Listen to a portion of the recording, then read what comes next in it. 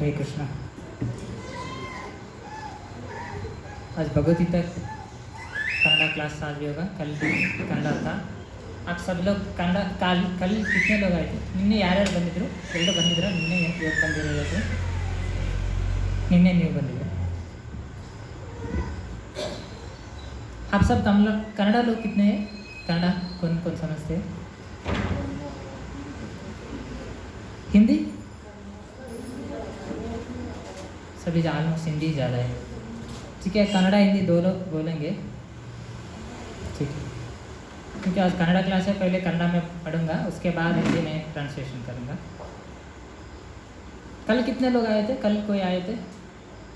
कल सेकेंड श्लोक कल कौन सा आपको पता है? कल कौन सा हुआ था? अध्याय 2 श्लोक 1 था कल का डिस्कशन। अब तो कल कुछ लोग आए थे, कुछ लोग नए आए थे ना। कल कौन कौन नए आए थे? आप नहीं आए थे, आप नहीं, 4-5 आप भी नहीं थे। आप सब कल थे ना? ओके, तो मैं जो लोग कल नहीं आए थे इसलिए उनको भी मैं पहले श्लोक यानी कि अध्याय 2 और श्लोक 1 और 2 श्लोक आज है, तो दोनों का भी थोड़ा विश्लेषण थोड़ा बताऊंगा, क्योंकि कल जो नए आए थे उनको भी क्या चल रहा है आपको तो थोड़ा आइडिया हो जाएगा। ठीक है, ओके।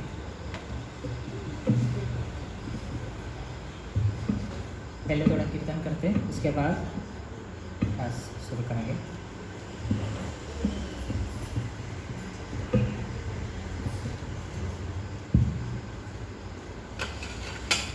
सब लोग गाइए। जय राधा माधव कुंज बिहारी,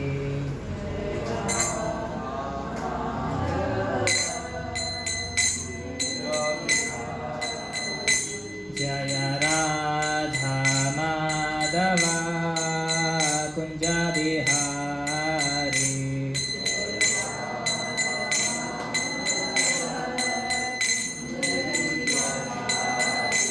जय गोपीजन वल्लभा गिरिवरधारी,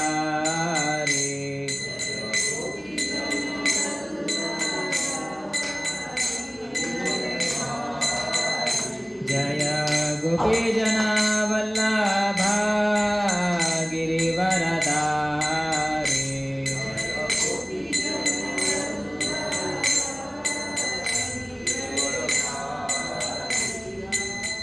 यशोदानंदन व्रज जनारंजन,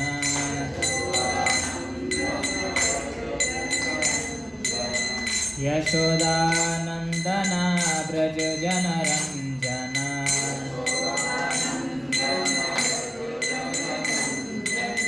यमुना तीरा वनचारी,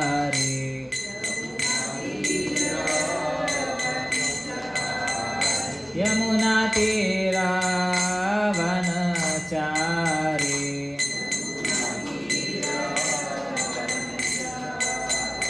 जय राधा माधव कुंज Vihari,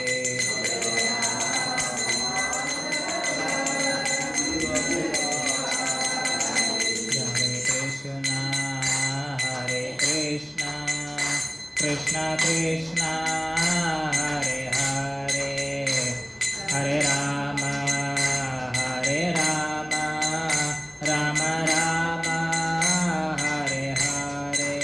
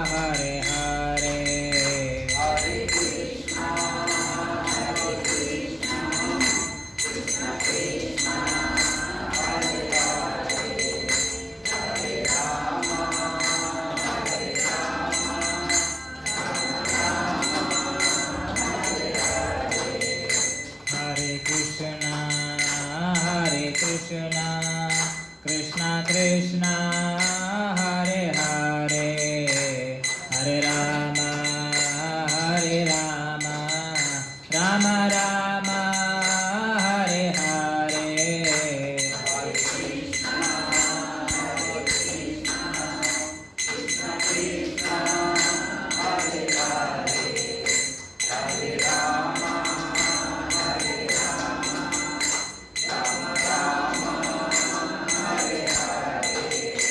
Hare Krishna Krishna Krishna Hare Hare Hare Rama Rama Rama Hare Hare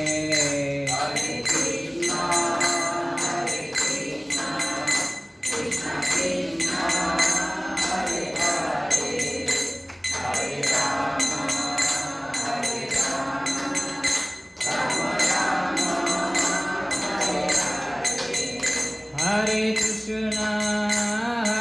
Krishna Krishna Krishna Hare Hare Hare Rama Rama Rama Hare Hare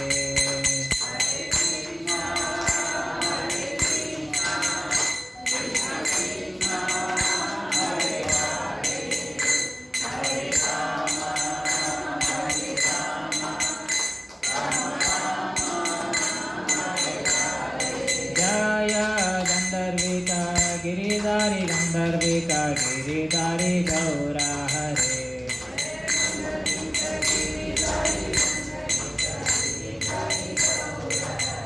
Jaya Lakshmi Narasimha Jaya Ananta Dev Lakshmi Narasimha Jaya Ananta Dev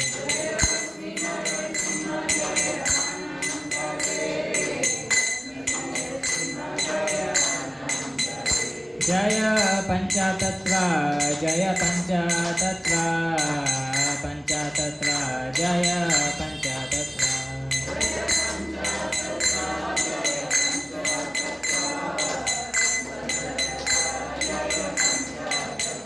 Jaya Jaya Prabhupada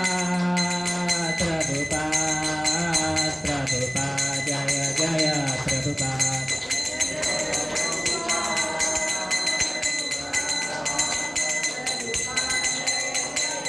Nitai Gaura Hari Bol Nitai Gaura Hari Bol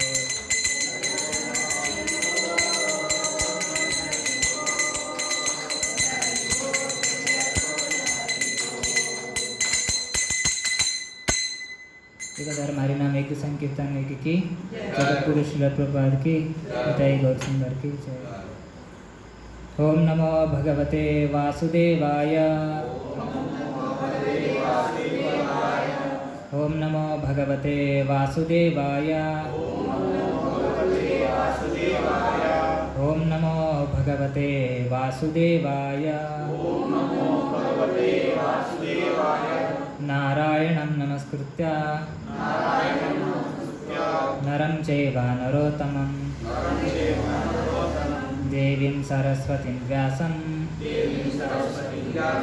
ततो जयमुदीरये नष्टप्रायेषु अभद्रेषु नित्यं भागवत सेवया भगवतेरुत्तमश्लोके भक्तिर्भवति नैष्टिकी हरे कृष्ण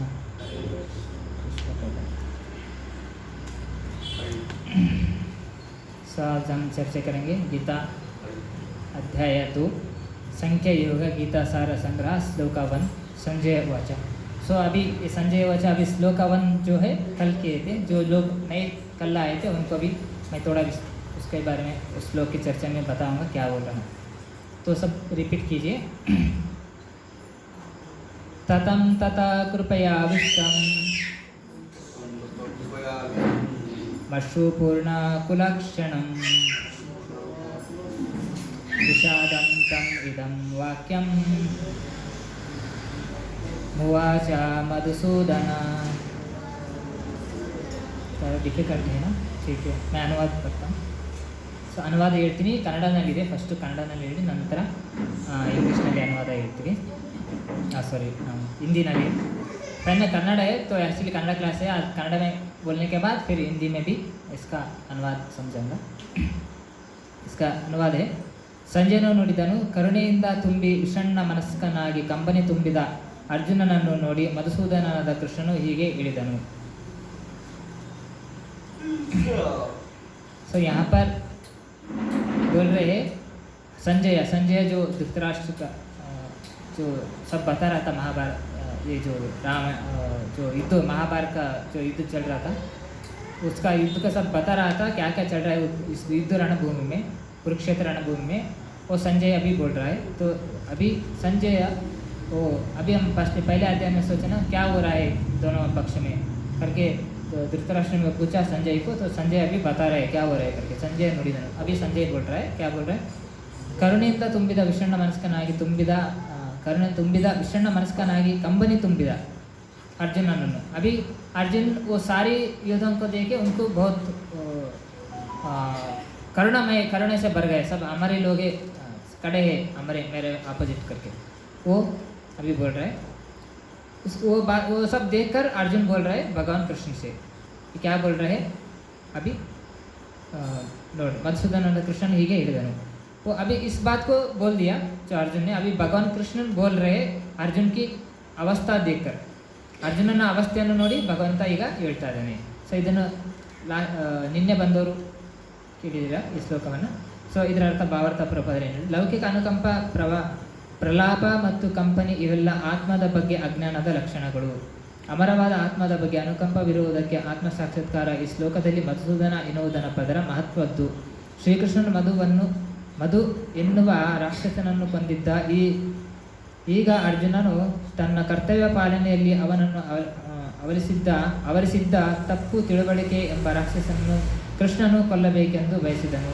ಯಾರ ವಿಷಯಕ್ಕೆ ಅಥವಾ ಯಾರ ವಿಷಯದಲ್ಲಿ ಅನುಕಂಪ ತೋರಿಸಬೇಕು ಎಂದು ಯಾರಿಗೂ ತಿಳಿಯುವುದಿಲ್ಲ ಮುಳುಗುತ್ತಿರುವ ಮನುಷ್ಯನ ಉಡುಪಿನ ಬಗ್ಗೆ ಅನುಕಂಪ ತೋರಿಸುವುದರಲ್ಲಿ ಅರ್ಥವಿಲ್ಲ ಅಜ್ಞಾನ ಸಾಗರದಲ್ಲಿ ಮುಳುಗುತ್ತಿರುವ ಅವನ ಹೊರ ಉಡುಪನ್ನು ಎಂದರೆ ಜಡ ಐಹಿಕ ದೇಹವನ್ನು ರಕ್ಷಿಸುವ ಮಾತ್ರದಿಂದ ಅವನನ್ನು ರಕ್ಷಿಸಲು ಸಾಧ್ಯವಿಲ್ಲ ये जो कल जो आए इस श्लोक का बारे में हो रहा तो अभी इसको थोड़ा बहुत मैं बोल रहा हूँ तो अभी प्रपद क्या समझा रहे अभी जो बाहर की दृष्टिकोण से शरीर के दृष्टिकोण से ये मेरा मामा है ये मेरा ग्रैंडफादर है पितामह है ये सब ये मेरा गुरु है दृष्टिकोण से बहिरंग दृष्टिकोण से यानी कि बौद्ध दृष्टिकोण से देख रहा है कौन अर्जुन वो सब देखकर अर्जुन व्याकुल चिंताकुल हो गया इसलिए भगवान क्या समझा रहे हैं अभी जो कन्नड़ा जो आता है ना किसको कन्नड़ा आता है वो हिंदू भी समझते हैं ना कन्नड़ा लोग हिंदी भी समझते हैं हिंदीನೂ ಬರುತ್ತಾ ನಮಗೆ ಕನ್ನಡ ಒಂದೇ ಬರುತ್ತಲ್ಲ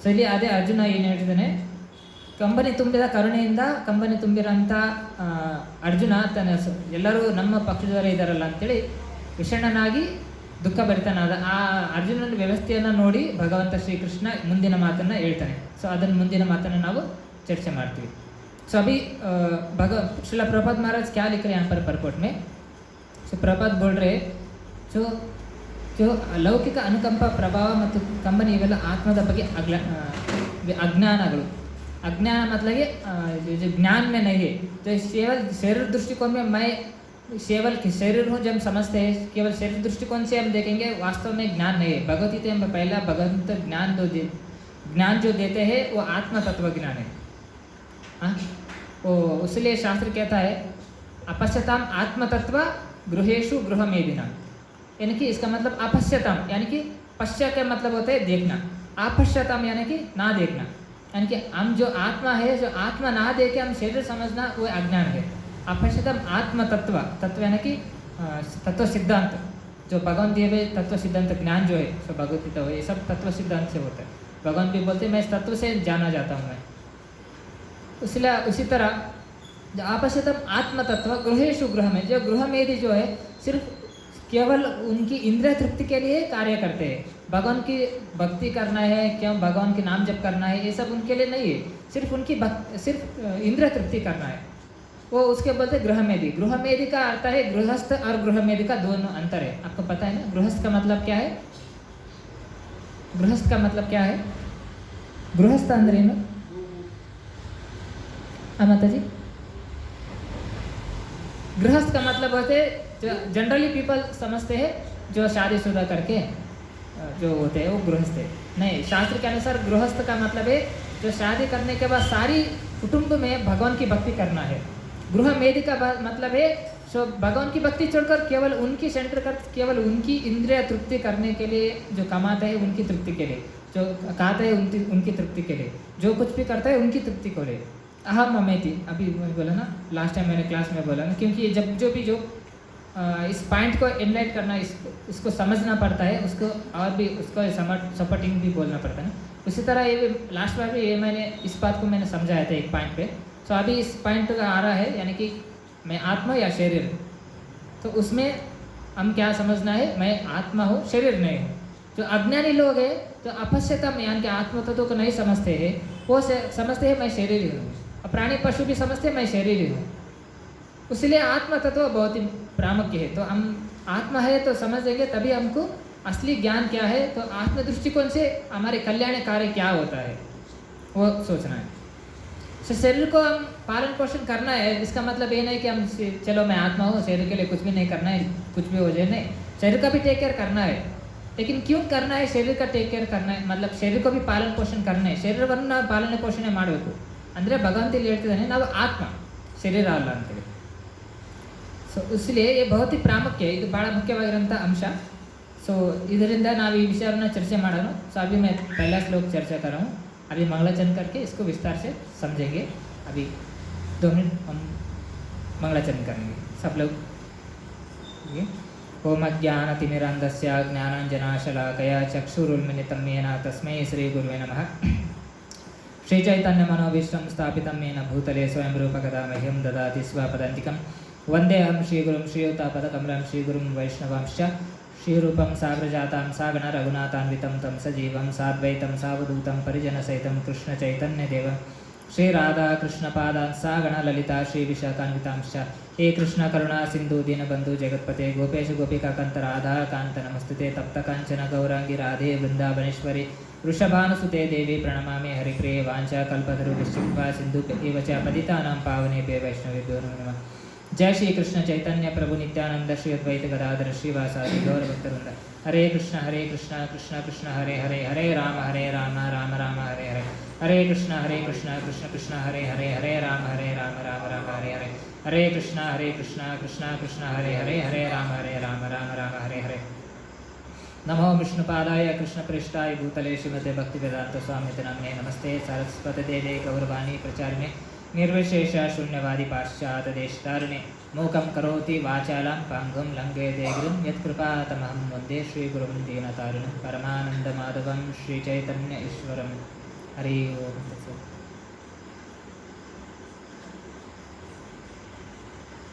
हरे कृष्ण।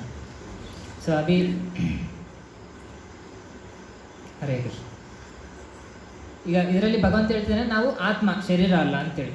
ಸೊ ಅದೇ ಥರನೇ ನಾವು ಶರೀರದ ಮೇಲೆ ಅನುಕಂಪ ಇರುತ್ತೆ, ಬಟ್ ಆದರೆ ಅಜ್ಞಾನದಿಂದ ನಾವು ಅಧರ್ಮಕ್ಕೂ ನಾವು ಸಪೋರ್ಟ್ ಮಾಡಬಾರ್ದು ಅನ್ನೋದು। ಶರೀರಕ್ಕೆ ನಾವು ಪಾಲನೆ ಪೋಷಣೆ ಮಾಡಿದ್ದಿದೆ ಮಾಡೋಣ, ಬಟ್ ನಾವು ನಿಜವಾಗ್ಲೂ ಆತ್ಮ ಅಜರಾಮರಾಗಿರುವಂಥ ಆತ್ಮ ಭಗವಂತನ ಅಂಶ। ಸೊ ಅದರಿಂದ ನಾವು ಆತ್ಮ ದೃಷ್ಟಿಕೋನದಲ್ಲಿ ಭಗವಂತ ಕೊಡೋಂಥ ನಿಜವಾದ ಜ್ಞಾನವನ್ನು ತಗೊಂಡು ನಾವು ಆತ್ಮ ಕಲ್ಯಾಣಕರ ಆಗುವಂಥ ಕಾರ್ಯ ಏನು ಮಾಡಬೇಕು ಅಂಥೇಳಿ। ಸೊ ಶರೀರ ನಮಗೆ ನಾವು ಮಾಡುವಂಥ ಕರ್ಮಾನುಸಾರವಾಗಿ ನಮಗೆ ಸಿಕ್ಕಿರುತ್ತೆ, ಬಟ್ ಆತ್ಮ ಭಾಳ ಮುಖ್ಯ। ಸೊ ಆತ್ಮ ಎಂದರೆ ನಿಜವಾದ ಆತ್ಮನಿಂದ ಶರೀರ ಇದೆ, शरीरದಿಂದ आत्मा अಲ್ಲ, आत्मा इरुविಕೆಯಿಂದ शरीर ಇದೆ। जो आत्मा की जो अस्तित्व है, जो आत्मा है शरीर में, उसलिए शरीर जिंदा है ना। जो आत्मा चले जाएगा शरीर से तो आत्मा शरीर का क्या करेंगे हम, 3 चीज़ कर सकते। जो कुछ लोग क्या करेंगे, जलाएंगे, कुछ लोग इसमें मिट्टी में दबाएंगे, ऐसे ही कुछ लोग फेंक देंगे तो वो नष्ट हो जाएगा। इसी तरह शरीर का इस तरह नष्ट होता है, लेकिन आत्मा की दृष्टि, आत्मा जो है इसीलिए शरीर जिंदा है। इसी तरह भगवान की जो आत्मा जो है भगवान की शक्ति है। शरीर की हम बोल सकते हैं हाँ मेरा माता पिता ये है, लेकिन आत्मा का माता पिता कौन है? सर्व येनेश कौनते अहम बीज प्रदापिता। भगवत गीता में भगवान बोलते हैं आत्मा का सभी योनि में मैं ही बीज प्रदान करने वाला, मैं ही परम पिता हूँ। यानी कि आत्मा का जो पेरेंट्स है, आत्मा का जो मदर फादर है कौन है? भगवान श्री कृष्ण है। इसलिए सर्वदेह नाम, सबके लिए वो सब बेस्ट फ्रेंड भी है, अच्छे मित्र भी है, भगवान मित्र भी है। माता माता त्वमेव माता च पिता त्वमेव त्वमेव बंधुश्च सखा त्वमेव त्वमेव विद्या द्रविणम त्वमेव त्वमेव सर्वम मम देव देव, महाभारत में इसका इसका मतलब सब कुछ भगवान ही है। तो इसलिए हम भगवान कहीं भी जाए, हम किसी ने भी जाए, कैसा भी हम कार्य करें, किसी ने भी हम पास हो जाए, कर्म पाप करे पुण्य करे, स्वर्ग जाए नरक जाए, किसी ने भी हम चले जाए, 84 लाख इसमें उसमें भी भगवान हृदय में हमको रहता है, फॉलो करते हैं, हमको इंस्ट्रक्शन देते रहते हैं, अच्छे अच्छे विचार देते रहते हैं। इसलिए बहुत ही मुख्य है भगवान की भक्ति करना, क्योंकि भगवान की भक्ति करने से क्या मिलता है? कभी कोई बोलेंगे भगवान की भक्ति करने से क्या मिलता है? असली ज्ञान मिलता है। भगवान की कृपा से हमारे अज्ञान को दूर हो जाता है, हमारे सारे पाप नष्ट हो जाते हैं, बहुत सारे बेनिफिट है, एक नहीं है, इसके हमारे सारे बंधन से विमुक्त हो जाएंगे। कर्म बंधन, आपको पता है कर्म बंधन ऐसा जटिलता है, जब हम कार्य जाने अनजाने में हम पाप और पुण्य कर्म जोड़ने से कर्म बंधन होता है। एक समझ लो, एक बैंगल है, बैंगल समझते, बैंगल क्या बोलते हैं? चूड़ी। हाँ, एक चूड़ी का है, एक गोल्ड का, एक चूड़ी का होता है और आयरन का, ठीक है, और एक है कॉपर का। कौन सा पहनना पसंद करेंगे? सभी बंधन को ये होता है ना, हम नहीं बोलते हाँ ये गोल्ड है, ठीक है मैं गोल्ड पहन लूँगा, वो भी वो बांध के रखेगा हमको। इसी तरह सत्व रजस तम, तीन गुणों में भी हम बांधे हुए हैं। जो कुछ भी हम कार्य करेंगे सत्व रजस, तुम आगे अब सत्वगुण रजगुण तमगुण क्या है भगवद गीता में आगे समझाएंगे। वो सब हम चर्चा करेंगे आगे। इसी तरह हम जो अज्ञान की वजह से मैं ही शरीर वो समझते हैं, इस शरीर से बंधन के बच जाते हैं। जैसे कि प्रभुपाद एग्जाम्पल देते हैं, अभी मेरा कार है, मैं कार में चले जाऊंगा, समझ ले एक्सीडेंट हो गए, मैं बच गया, मेरा कार डैमेज हो गया। अगर मुझे कार से ज़्यादा आसक्त होगा तो मैं ठीक हूँ, लेकिन कार से जो आसक्त होगा ना मैं, तो मुझे भी दुख लगेगा। अगर मैं कार से आसक्त नहीं हूँ, मैं सेफ हूँ, तो मुझे ज़्यादा दुख नहीं लगेगा। और मेरा दोस्त आ गया तुरंत काल के, वो पहले मुझको हॉस्पिटल लेके जाएगा या फिर कार को हॉस्पिटल, मतलब कार को गैरेज लेके जाएगा, मुझको लेके जाएगा ना। उसी तरह हम कंपैशन किसको होना चाहिए? आत्मा दृष्टिकोण से, क्योंकि आत्मा जटिलता से, जन्म मृत्यु जटिल से है, आत्मा अनंत जन्म से फंसा हुआ है। ಆತ್ಮ ಅನ್ನೋದು ಜನ್ಮ ಮೃತ್ಯು ಜರವ್ಯಾಧಿಯನ್ನ ಜಟಿಲತೆಯಿಂದ ಅನಂತ ಜನ್ಮದಿಂದ ಬಂಧಿತವಾಗಿದೆ. ನಾವು ಮಾಡೋಂಥ ಅಜ್ಞಾನದಿಂದ ತಿಳಿದ ಮಾಡೋಂಥ ಪಾಪ पुण्यಗಳ ಜಟಿಲತೆಯಿಂದ. इसी तरह प्रभुपाद और एक एग्जाम्पल देते हैं वस्त्र का, भगवान भी एग्जाम्पल देते हैं। ये वस्त्र जो है अभी पुराना हो गया, निकल के दूसरा ले लेंगे, दूसरा पहनेंगे ना। इसी तरह आत्मा भी है जो वस्त्र तरह का है, वस्त्र की जैसा ही है, तो हम निकल के बाद और दूसरा भी पहन लेंगे। जिस तरह इस कर्म के अनुसार ये शरीर रहेगा, जितना हम पैदा हुए तब तक रहेगा। उसके लिए हमको क्या करना चाहिए? जब तक हम है, हम भगवान की भक्ति करके हमारी जिंदगी का सफलता को, हमारे आत्म उद्धार, आत्म कल्याण कार्य करना चाहिए। तो वो हम असली ज्ञान है, जो आत्मा को समझकर, भगवान को समझकर आत्म कल्याण को कार्य जो करेंगे वही असली सच्चा ज्ञान है। तो ಆತ್ಮ ಕಲ್ಯಾಣಕ್ಕಾಗಿ ನಾವು ಏನೆಲ್ಲ ಕಾರ್ಯ ಮಾಡ್ತೀವಿ ಅದು ನಿಜವಾದ ಜ್ಞಾನ. ಸೊ ಆತ್ಮ ಕಲ್ಯಾಣ ಮಾಡೋದು ನಮ್ಮ ಜೀವನದಲ್ಲಿ ಭಾಳ ಮುಖ್ಯ ಅಲ್ವಾ. ಪಶು ಪಕ್ಷಿಯಲ್ಲಿ ಕೂಡ ನಾನು ಶರೀರನೇ ಅನ್ಕೊಳ್ತಬಹುದು. ಸೊ ನಾವು ಆತ್ಮ ಕಲ್ಯಾಣ ಕಾರ್ಯದಲ್ಲಿ ನಿಜವಾದ ಜ್ಞಾನ ಏನಾದನ್ನು ತಗೊಳೋದ್ರಿಂದ ನಾವು ಎಲ್ಲ ತೊಂದರೆಗಳಿಂದ, ಎಲ್ಲ ದುಃಖಗಳಿಂದ ನಾವು ಪಾರಾಗೋದಕ್ಕೆ ಸಾಧ್ಯ. ಸೊ ಅದು ನಾವು ಶರೀರ ಅಲ್ಲ, ನಾವು ನಿಜವಾಗ್ಲೂ ಆತ್ಮ. ಸೊ ಆತ್ಮಜ್ಞಾನ ತಗೊಳೋದು, ಭಗವಂತನ ಭಕ್ತಿ ಮಾಡೋದ್ರಿಂದ ನಮ್ಮ ಎಲ್ಲ ವಿಪತ್ತು, ಎಲ್ಲ ಸಂಕಟ, ಎಲ್ಲ ದುಃಖಗಳಿಗೂ ಸಹಿಸ್ಕೊಳ್ಳೋ ಅಂಥ ಶಕ್ತಿ ಭಗವಂತ ಕೊಡ್ತಾನೆ, ನಮ್ಮ ದುಃಖಗಳನ್ನು ಕಡಿಮೆ ಮಾಡ್ತಾನೆ. ಸೊ ಭಾಳ ಮುಖ್ಯ ಆಗಿರೋಂಥ ಸಂಗತಿ. ಸೊ ಇಲ್ಲಿ ಪ್ರಭುಪಾದ ಇನ್ನೊಂದು ಹೇಳ್ತಾರೆ, मधु ಎನ್ನುವ ರಾಕ್ಷಸನ್ನು ಕೊಂದಂಥ मधुसूदन. मधु आपको पता है, मधुसूदन भगवान कृष्ण का नाम है ना. सो मधु एक राक्षस था, मधु कैटव. उसको मधु ಅನ್ನಂಥ ಒಂದು ರಾಕ್ಷಸನ್ನ ಭಗವಂತ ಕೊಂದ. ಅದಕ್ಕೆ ಕೃಷ್ಣನ ಹೆಸರು ಮಧುಸೂದನ. ಜನಾರ್ದನ, ಮಧುಸೂದನ, ಗೋವಿಂದ, ಗೋಪಾಲ, ಇವೆಲ್ಲ ಭಗವಂತನ ಲೀಲೆಗಳಲ್ಲಿ ಒಂದೊಂದು ಹೆಸರುಗಳನ್ನು ಭಕ್ತರು ಕೊಟ್ಟಿರೋಂಥದ್ದು. ಸೊ ಇದರಲ್ಲಿ ಮುಖ್ಯವಾಗಿರೋದು ಕೃಷ್ಣ ಅಂದರೆ सर्व आकर्षयति, ಎಲ್ಲವನ್ನು ಆಕರ್ಷಿಸತ भगवंत कृष्ण. कृष्ण नाम का महत्व क्या, मतलब मीनिंग क्या है? कृष्णा मीन्स, कृष्णा मतलब क्या है? सर्व आकर्षयति, सबको अट्रैक्ट करते हैं, सबको आकर्षित करते हैं, यानी कि बहुत ही सुंदर है भगवान. उसी के लिए भगवान का नाम कृष्ण का मतलब होते बहुत सुंदर है, सबको आकर्षित करते हैं, सभी जीवों को आकर्षित करते हैं. ಕೃಷ್ಣಕಾರ ಇಸಿತಲ್ಲ ಭಗವಂತ. ಅದೇ ಥರನೇ ಭಗವಂತನ ಅನೇಕ ನಾಮಗಳಿದ್ದಾವೆ. ಸೊ ಇಲ್ಲಿ ಎಸ್ಪೆಷಲಿ ಇಲ್ಲಿ ಮುಖ್ಯವಾಗಿ ಮಧುಸೂದನ ಎನ್ನುವಂಥ ಪದವನ್ನು ಅರ್ಜುನ ಉಪಯೋಗಿಸಿದ್ದಾನೆ. ಯಾತಕ್ಕಾಗಿ ಮಧು ಅನ್ನೋಂಥ ರಾಕ್ಷಸನ ಭಗವಂತ ಕೊಂದ. ಆದ್ದರಿಂದ ನನಗೆ ಈಗ ಯುದ್ಧ ಮಾಡಬೇಕಾ ಬೇಡ, ಯುದ್ಧಕ್ಕಾಗಿ ಎಲ್ಲವನ್ನು ರೆಡಿ ಮಾಡಿದ್ದೀವಿ, ಇಲ್ಲಿ ಯುದ್ಧಕ್ಕೆ ಆಲ್ರೆಡಿ ಬಂದು ನಿಂತ್ಕೊಂಡಿದ್ದೀವಿ. ಸೊ ಈಗ ಮಾಡಬೇಕಾ ಬೇಡ ಅಂತ ವಿಚಾರವನ್ನು ಕೇಳ್ತಾ ಇದ್ದೇನೆ. सो युद्ध अभी करना है कि नहीं करना है, मुझे डाउट हो रहा है वो सब. उनको देखकर मैंने विचलित हो रहा हूँ, मेरा मन विचलित हो रहा है. मेरा गांडीव, मेरा संशय अस्ता, मेरा गांडीव मेरा अस्त्र से ये कर रहा, फिसल रहा है. अब क्या करूँ मैं? बहुत ही शोकाकुल होकर अर्जुन गांडीव को साइड में रखकर बैठ गया नीचे. उनको देखकर, उनकी शोकाकुल परिस्थिति को देखकर भगवान ने आगे भगवान श्लोक बोलेंगे. दूसरा श्लोक भगವಂತ ಈಗ ಮುಂದಿನ ಶ್ಲೋಕವನ್ನು ಹೇಳ್ತಾರೆ.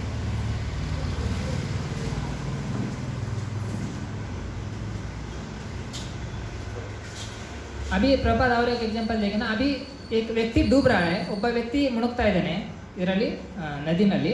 ಒಬ್ಬ ವ್ಯಕ್ತಿ ಸಹಾಯ ಮಾಡೋಕ್ಕೆ ಬರ್ತಾನೆ, ನದಿನಲ್ಲಿ ಆಡ್ತಾನೆ.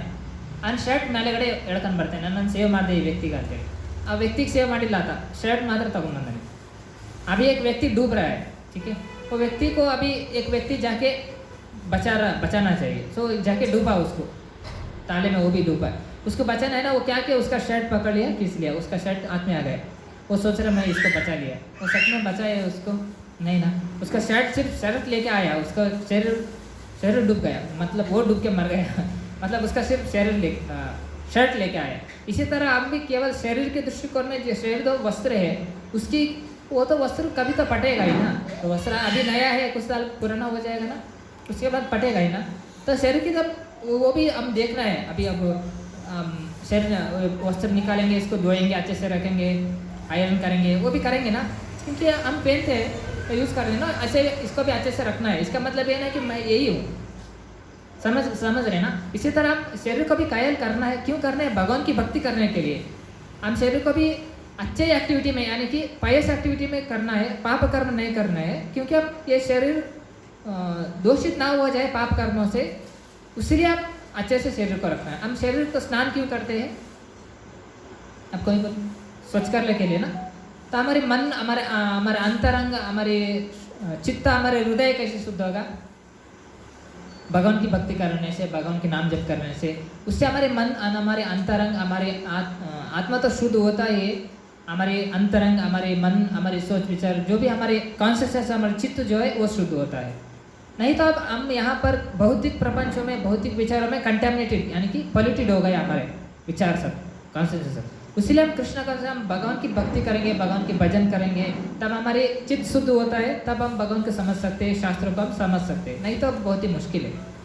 ठीक है, अभी एक शॉर्ट में मैं ये समझा रहा हूँ, क्योंकि अभी इस श्लोक की समय हो जाएगा. तो सेकेंड आजकल श्लोक 2 है, एक्चुअली कल इस श्लोक को समझाया गया प्रभु जी. तो अभी अध्याय 2 श्लोक 2 को अभी भगवान क्या बोल रहे ये हम देखेंगे. अभी रिपीट करेंगे. हरे कृष्ण. तो रिपीट कर दो. श्री भगवान उवाच कुतस्त्वा कल्मषमिदं विषमे समुपस्थितम् अनर्याजुष्टामसर्गम् अपकीर्तिं करम अर्जुन. अपकीर्तिं करम अर्जुन.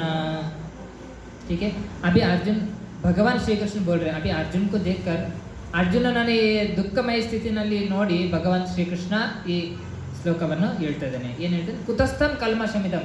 ಈ ಥರ ಕಲ್ಮಶ ಹೆಂಗೆ ಬಂತು ನಿನ್ನಲ್ಲಿ? ऐसा कलमश कैसे आ गया तुम्हारे विचार में, तुम्हारे माइंड में, तुम्हारे हृदय में? कलमश का मतलब क्या है बोलो? समझते ना कलमश क्या है? कलमश तो जानते ना. तो क्या होता है कलमश का मतलब? तो कलमश का मतलब जो अशुद्ध है, जो सोच विचार जो कर रहे हो वो ठीक नहीं है कि नहीं. अगर भगवान क्या बोल रहे? कलमशम इदम कुतस्थम इल्लिंद कलमशम. कोड़ेयु, कोड़े का मतलब क्या होता है? दोषिता. कोड़े का मतलब क्या होता है? जो अभी गंदा हो गया. अभी मैंने सोचा, अभी इस शर्ट को मैंने ले लिया, अभी जो गंदा जगह था उसको सही करके फेंक दिया. क्या होता है? शर्ट गंदा हो गया. इसी तरह तुम्हारे सोच विचार में गंदा कैसे हो गया? तुम्हारे हृदय तुम्हारे मन गंदा कैसे हो गया, कैसे सोच रहे हो तुम, ऐसे भगवान बोल रहे हैं। क्यों अर्जुन को ऐसे क्यों बोल रहे हैं भगवान, गंदा क्यों हो गया है? कलमश मतलब है गंदा, ಕೊಳೆಯು, ಕೊಳೆ मतलब समझते ना कन्नಡ में ಕಾಳೆಯು, ಕೊಳೆಯು, ಕಳೆ ಅಂದರೆ ಕೊಳೆ ಆಗಿದೆ ಮನಸ್ಸು, ಹೃದಯ ಕೊಳೆ ಆಗಿದೆ, ಯಾಕೆ ಈ ಥರ ಯೋಚನೆ ಮಾಡ್ತಿದ್ಯಾ? ಎಲ್ಲ ನೀನು ಕೇವಲ ಭೌತಿಕ ದೃಷ್ಟಿಕೋನದಿಂದ ಯೋಚನೆ ಮಾಡ್ತಿದ್ಯಾ? ಆತ್ಮ ಅದರಲ್ಲಿರುವಂಥ ಶರೀರದಲ್ಲಿರುವಂಥ ಆತ್ಮ ದೃಷ್ಟಿಕೋನದಲ್ಲಿ, ಧರ್ಮ ದೃಷ್ಟಿಕೋನದಲ್ಲಿ ನಾವು ಈಗ ನೋಡ್ತಾ ಇಲ್ಲ. 3 ರೀತಿಯಿಂದ ನಾವು ಲಾಸ್ಟ್ ಕ್ಲಾಸ್ನಲ್ಲಿ ನಾನು ಹೇಳಿದ್ದೆ, ಯಾರಿಗೂ ನೆನಪಿದೆಯಾ?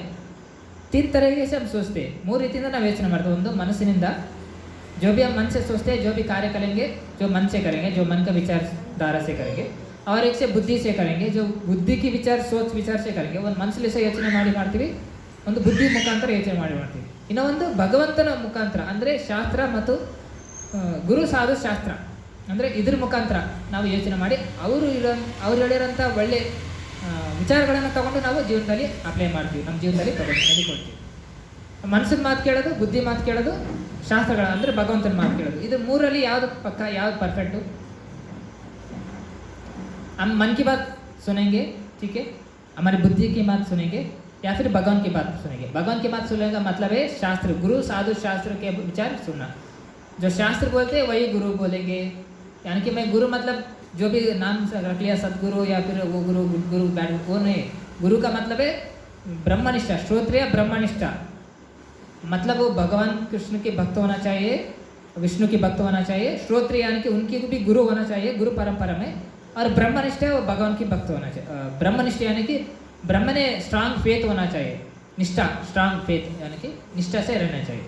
ಸೊ ಇದೇ ಥರನೇ ಗುರುಗಳು ಕ್ವಾಲಿಫಿಕೇಶನ್ ಅಂದರೆ ಅವರು ಭಗವಂತನ ಭಕ್ತರಾಗಿರಬೇಕು ಮತ್ತು ಗುರು ಪರಂಪರೆಯಿಂದ ಕೇಳಿರಬೇಕು, ಅವರಿಂದ ಕೇಳಿರೋಂಥ ವಿಚಾರ. ಸೊ ಇಸಿ ಥರ सो वो ऐसे गुरु साधु शास्त्र से जो वाक्य होता है, जो गुरु और साधु जो बोलेगा शास्त्र में जो कहा वही बोलेगा. नहीं, वो अलग उनकी मेंटलिटी से, उनकी मनोरथ से नहीं बोलना चाहिए. वो उनको गुरु नहीं एक्सेप्ट करना चाहिए. जो गुरु होता है, जो साधु होता है, वो कैसे जीता है, शास्त्र के अनुसार जीना चाहिए. गुरु साधु ಅಂದರೆ ಶಾಸ್ತ್ರೋಕ್ತವಾಗಿ ಶಾಸ್ತ್ರದಲ್ಲಿ ಹೇಳಿರೋ ಪ್ರಕಾರ ಜೀವನ ನಡೆಸೋದು. ಅಂಥ ಪ್ರಾಮಾಣಿಕವಾಗಿ ಅಂತ ಗುರುಗಳನ್ನು ಮಾತು ಕೇಳೋದು. ಅದೇ ಗುರು ಶಾಸ್ತ್ರ ಸಾಧುವನ್ನು ಮಾತು ಕೇಳೋದಂದರೆ ಭಗವಂತನ ವಾಣಿಯನ್ನು ಕೇಳೋದು, ಭಗವಂತನ ಆಜ್ಞೆ ಪ್ರಕಾರ ನಾವು ಜೀವನದಲ್ಲಿ ನಡ್ಕೊಳ್ಳೋದು, ನಮ್ಮ ಮನಸ್ಸಿನ ವಿಚಾರ ನಡ್ಕೊಳ್ಳೋದು ಬುದ್ಧಿ ಮುಖಾಂತರ ಮತ್ತು ಗುರು ಸಾಧು ಶಾಸ್ತ್ರ ಅಂದರೆ ಭಗವಂತನ ವಿಚಾರವನ್ನು ನಾವು ತಗೊಂಡು ಅದರ ಪ್ರಕಾರ ನಾವು ಜೀವನದಲ್ಲಿ ನಡ್ಕೊಳ್ಳೋದು. ಮನಸ್ಸಿನ ವಿಚಾರ ನಡ್ಕೊಳ್ಳೋದಂದ್ರೆ ಏನು? ಮನಸ್ಸು ಯಾವಾಗಲೂ ಪರ್ಫೆಕ್ಟ್ ಆಗಿರಲ್ಲ. ಅಂದರೆ ಮನಸ್ಸಿನಲ್ಲಿ ಬರೋಂಥ ಎಲ್ಲ ವಿಚಾರಗಳು ಕೇವಲ ತಮ್ಮ ಇಂದ್ರಿಯ ತೃಪ್ತಿ ಮಾಡೋದಕ್ಕೆ. ಹಿಂಗೆ मतलब मन जो भी सोचता है मैं इंद्रिय कैसे तृप्त करूँ, वो गलत है सही है, इस समय में करना चाहिए नहीं करना चाहिए, ये सब नहीं सोचेगा. मन बोलेगा, अभी मैं एग्जांपल दे दूँगा, सत्व रजस तमोगुण में मूड ऑफ इग्नोरेंस जो है तमोगुण है, ठीक है. तमा मतलब होते अज्ञान, जो अंधकार अज्ञान में रहते हैं. वो मूड में जो आएंगे वो मन के बारे में सोचे. मन की तरह जो भी मन उनको बोलेगा, जैसे कि अभी मन को आप टीचिंग नहीं, मन जो छोटा बच्चा जैसा है, मन कैसा है, छोटा बच्चा जैसा. अब बच्चे को कैसे सिखाएंगे, अच्छे सिखाएंगे अच्छे करेगा, बुरे सिखाएंगे बुरे करेगा. इसी तरह मन को अच्छे विचारों में लगाएंगे तो अच्छा रहेगा, बुरे विचारों में लगाएंगे तो बुरे बन जाएगा. उसी तरह मन को शिक्षण देना बहुत ही मुख्य है. इसलिए भगवद्गीता में भगवान क्या मानते हैं, मन को कैसे शिक्षण देना चाहिए, अभ्यास वैराग्य से, यानी कि अच्छे विचारों से, सोच विचार से मन को शिक्षण देना चाहिए. वैराग्य जो बुरा है उससे वैराग्य करना चाहिए. इसलिए मन की बात, मन की गति जो है वो उससे गलत भी हो सकता है, सही भी हो सकता है. इसीलिए वो उसको ट्रेन करना चाहिए. इसलिए वो एम्प्टी पॉन्ड जैसा है, एम्प्टी पॉन्ड, उसमें आप अमृत भी भर सकते हैं, विष भी भर सकते हैं. आप दोनों के भी यूज़ कर सकते हो ना एम्प्टी पॉन्ड को. वो उससे अमृत भरना है अमृत भरो, या फिर विष भरना है विष भरो, दोनों भी वो स्टोरेज करेगा. उसी तरह मन भी है, garbage in garbage out. Last time मैंने बोला, आपको याद है, गार्बेज यानी कि मन में जो अच्छे विचार भरेंगे, अच्छे सोच, शास्त्रों की वाणी, भगवान की जो बताए हमारे कल्याण के लिए, वो हमको मन में भरेंगे. सो अच्छे विचार से ना, अच्छे से मन हमको गाइड करेगा, शिक्षण देगा. अगर हम बुरे विचार से, बुरे संग से, जैसे बुरे संग यानी कि संग से परिजात, यानी कि संग जैसे करते हैं उनसे भी मन परिवर्तित होता है. जैसे सोच वैसा मन, वैसा विचार भी होता है. इस तरह मन को हम जब बुरे लोगों से, बुरे विचारों से, बुरे आदत से हम मन को अभ्यास करेंगे तो वो वही करेगा, वही हमको रिमाइंड करेगा, वही वो एडिक्ट हो जाएगा उसको. इसी तरह मन को भी भगवान के दिए हुए शास्त्र के अनुसार चलना चाहिए. अभी देखो, जितना भी आप समझते हैं, कितना भी स्टूडेंट्स लोग, अभी छोटे छोटे बच्चे भी हैं, पीते हैं, सिगरेट स्मोकिंग करते हैं, सब ये सब करते हैं। क्यों कर रहे हैं वो लोग? उनकी मन की गति से चल रहे हैं, क्योंकि उनको एंजॉयमेंट मिलता है, मन को रंजन मिलता है, मनोरंजन मिलता है। वो नहीं सोच रहे वो मेरे लिए अच्छा होगा बुरा होगा, क्योंकि बुद्धि के लेवल तक नहीं आया, क्योंकि उनका कॉन्शियसनेस जो उनका प्रज्ञा जो है हायर कॉन्शियस नहीं वो डेवलप नहीं किया। मन में जो भी विचार आया करते जा रहे, करता जाए, मनोरंजन करते जा रहे, उससे बुरा होगा, अच्छा है बुरा है, ये नहीं सोच रहा। उसको बोलते हैं मन की ट्रैप। और इसके और एक हायर कॉन्शियसनेस होता है, प्रज्ञा होता है, बुद्धि से सोचना। बुद्धि से सोचेंगे हाँ ये बुरा है, ये नहीं करना चाहिए, अच्छा ये करना चाहिए, सब बुद्धि की सोच। उससे भी बुद्धि भी कभी कभी पलट सकता है ना। इसीलिए बुद्धि को, मन को कैसे ट्रेन करना है, भगवत जो शास्त्र में बताया है वैसे हम बुद्धि को, मन को ट्रेन करना है। 3 तरीके से लोग होते हैं। एक बोलते हैं बद्धजीवी बोलना, अभी मैं बात कर रहा हूँ ना, आप सुन रहे हैं सब लोग, अरे आप सुन रहे हैं, अब बद्धजीवी बोलना यानी कि कंडीशन सोल बद्धजीवी। वो बोलेगा इनके संसार में जो बाहर के लोग हैं, मोटिवेशन स्पीकर अभी जो है उसका हम बद्धजीवी एग्जाम्पल बोल सकते हैं। वो कुछ भी बोलेगा, ये करो वो करो, ये करो वो करो, ये करो, वो भी मुक्त जीवी नहीं है, मतलब वो भी राइट डायरेक्शन नहीं पता है, क्योंकि वो शास्त्र के अनुसार हमको डायरेक्शन नहीं दे रहा है, समझ गए ना। वो बद्धजीवी है, उनकी भी बात होते हैं। और एक होते हैं मुक्त जीवी, यानी कि साधु लोग, गुरु साधु लोग होते हैं, भगवान के भक्त लोग होते हैं, वो मुक्त जीवी होते हैं, जो शास्त्र में अच्छे से पढ़कर, गुरु परंपरा में आकर, गुरु की वाणी सुनकर अच्छे से साधना करते, अच्छे से भजन करते, भगवान के नाम जप करते, वो वन पॉइंट ऑफ टाइम वो मुक्त जीवी हो जाते हैं, साधना में स्थित हो जाते हैं। उनकी जो बात होते हैं सेल्फ रियलाइज होते हैं, यानी कि उनकी जो शास्त्र की वाणी जो वो लिखे वो हमको देंगे, वो अच्छे विचार सोच हमको बताएंगे, वो हमको अच्छे रास्ते को हमको बता सकते हैं, उनकी बात सुनना है। एक होएगा बद्धा जी, एक होएगा मुक्ता जी, और एक कौन से भगवान दिया हुए शास्त्र का ज्ञान, वो यथारूप हमको वो मुक्ता जी यानी कि गुरु परंपरा से जो आए हुए गुरु है उनसे ही हम लेना चाहिए। हम खुद भगवान की वाणी, हाँ मैं खुद भगवत गीता पढ़ूंगा करके हम समझेंगे, हम कुछ नहीं समझ पाए, क्योंकि वो ओपन सीक्रेट है। इसलिए भगवान क्या बोलते हैं, जो तत्व को सिद्धांत को जानता है गुरु है, उनके पास उनके शरण लेके तद्विति प्रणिपाते न परिप्रश्न न सेवया, वो तत्व सिद्धांत को जानता है, मेरे भक्त है, उनके साथ जाके भगवत गीता का ज्ञान लो, वरना हम ओपन सीक्रेट हम जो भी कुछ भी करेगा, जो भी कुछ भी लिखेगा।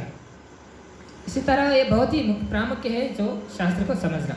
ठीक है, अभी हमारा अनुवाद पढ़ेंगे। अभी भगवान क्या बोल रहे, कुशल कलमाशमिदम विषमे समुपस्थितम, ऐसे कलमाश तुमके कैसे आ गया।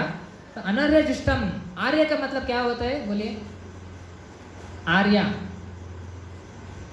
अनार्य और आर्य, भगवान 2 शब्द अनार्य करके भगवान बोल रहे। आर्य का मतलब होते क्षत्रिय, जो वेदों के मानने वाला, जो वेदों की हमारे जो सनातन धर्म संस्कृति जो है, वेद जो है, जो वेद का ही सारे जो भगवत गीता, रामायण, इतिहास, पुराण जो भी है ना, तो वेद का ही विस्तार है, विस्तार एक्सपेंशन है, जो वेद व्यास जी ने हमको कंपेल करके दिया है। पहले एक ही ज्ञान था, वो एक ही वेद था, उसको अनंत भागों में, अनंत में विभाजन करके रामायण, इतिहास, जो भी पुराण, जो भी से उपवेद है, सब कुछ है, वेदों की ज्ञान का विस्तार है, सब वेदों से। जो ज्ञान का मतलब है वेद, वेद के अतिरिक्त, वेद के बाहर कुछ भी नहीं है, जो ज्ञान जो भी है सब कुछ जो है वेदों में, ठीक है, उसको वेदव्यास जी ने दिए। सो अनार्य मतलब, जो आर्य का मतलब होता है जो वेदों के पालन करके, वेदों के मानकर उसको जिंदगी में उतार कर पालन, उसको मानकर उसको चलन, वेदों में जो बताया गया उसकी अतिरिक्त उसके अनुसार जीवन चलाने वाले को बोलते हैं आर्या। ठीक है, अनार्य का मतलब होता है जो वेदों को ना मानने वाला, वेदों को निकाल देता है, उसको बोलते हैं अनार्य। इसलिए अभी भगवान ने बोल रहे अनार्य दुष्टम, अनार्य जैसा कि सब सोच रहे हो, दुष्टम अपकीर्तिम कर्म, इसमें स्वर्ग नहीं जाएंगे, अपकीर्ति, आपको कीर्ति नहीं मिलेगा, अपकीर्ति हो जाएगा, आपको कीर्ति सिगोदिಲ್ಲ ನಿಮಗೆ, अपकीर्ति ಸಿಗುತ್ತೆ। हरे कृष्ण। सो कीर्ति नहीं मिलेगा, अपकीर्ति आपको मिल जाएगा करके भगवान बोल रहे हैं।